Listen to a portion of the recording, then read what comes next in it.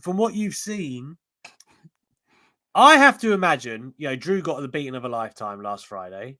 That, they taped 2 in one night, so I haven't actually read spoilers on how the next one ends. Don't know if anyone else has. No, of course you have. Him getting beaten down so bad, if that was the go home, I'd have been like, cool. I'll tell you what, he might be winning something here. Where are we all at right now? I'll start with you, Sat, on Roman and Drew. Well, is Drew going to do it? Is Drew going to do it in the UK? Is he? Well, I don't think he should or he will, but there is a little part of me that thinks, I don't know. You know what? Because the booking's been they revitalized Drew so much, man. Like Triple H done a good job because he was like Braveheart Drew McIntyre with sword stories, corny catchphrase. You know what Vince does? He's like, "You're over. Let me make you John Cena 2.0." When there's a unique reason why he got over. Paul Heyman tapped into that, and Triple H has tapped into that in NXT and on the main roster.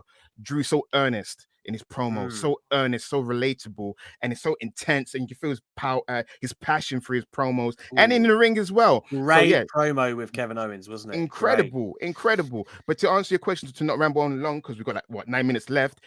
Roman wins because the thing is Roman and The Rock, and Roman must have a title, if not both, a title. He must have the title in your mind or in WWE's mind? WWE's mind. Please, I want. They can do a separate thing. Yeah, come on, guys. I'm not that crazy. I'm a bit crazy, but not that crazy.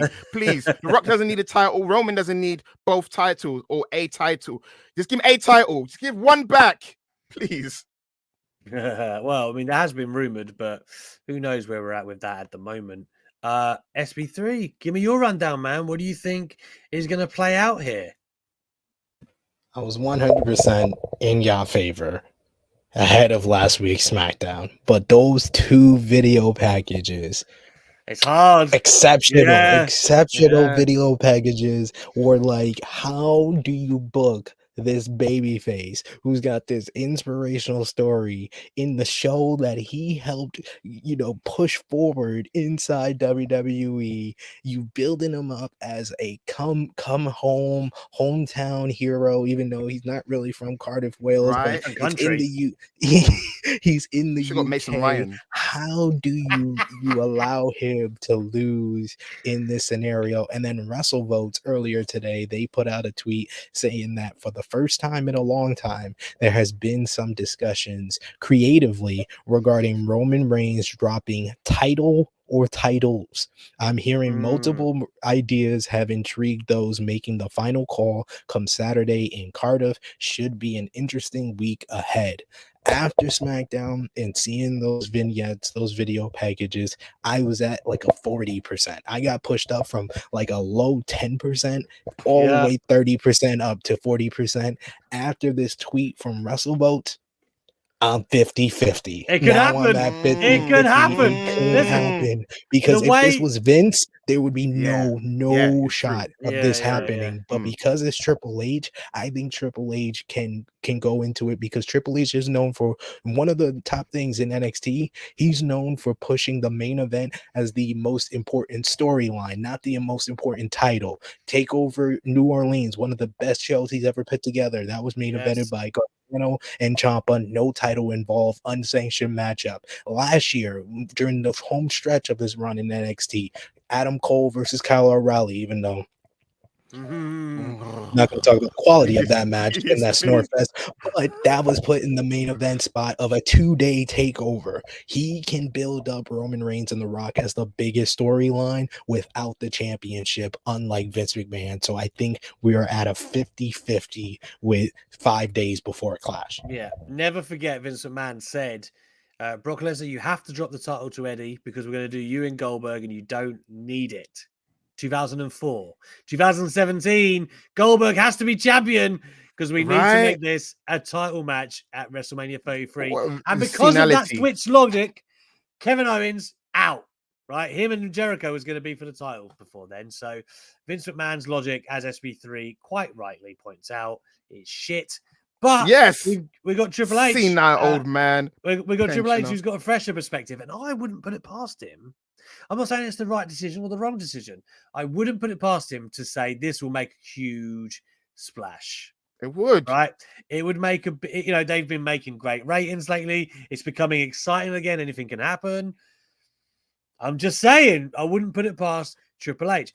For Don't get me, though, excited. You're making me excited, guys. I know. The stadium's going to be rocking, man. But it's just, I still have that little thing of like 700 odd days for Drew. Like, I know the scenario makes it special for Drew, but if it was anywhere else in the world, you'd say, no, we don't want Drew to be the guy to dethrone Roman.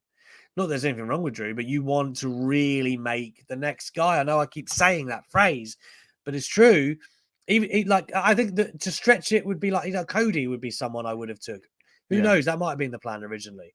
I just think there'll be, you've got a real opportunity. How often are you going to make the guy champion for over 2 years? And then the next person they make, right? In our lifetime, have we seen it? No. Yeah, CM Punk had it for a long time, but just over half as long as this, right? So, and at that point, everyone was like, oh my God, this is the longest reign ever. Lesnar was the longest reign ever. So you have to get it right. You have to get it right, whoever the next guy is. And if it's Drew, then you better go with Drew, right? That you better do your darn best to make it a big deal that he's beat Roman. And it will be a significant time in history. It might help the UK hotbed that is WWE fans. I could see a lot of reasons for it. And even just SB3 talking was upping my believability it could happen. Is it the right decision, though? Then Karrion Kross poo-pooed that idea for you guys.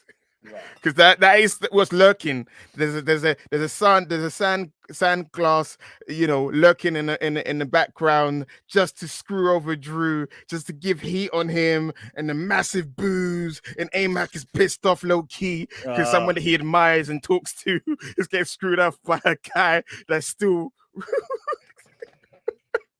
Don't reveal who I talk to, brother. Come on. Karrion Kross. I'm sorry. It all comes out now. I'm sorry. Drew, Karrion Kross. That's the next feud that's going to happen. So it's either going to be for the title or a title or no title. So we have to remember that Karrion Kross is lurking with an hourglass somewhere. So he may come into, the factor into it. Or he may Papa Shango it.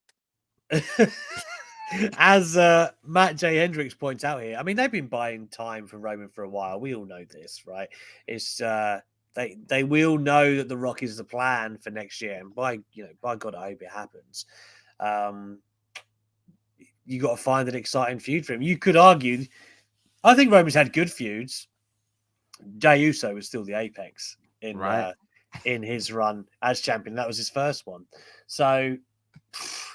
It's a tough situation, but that time was electric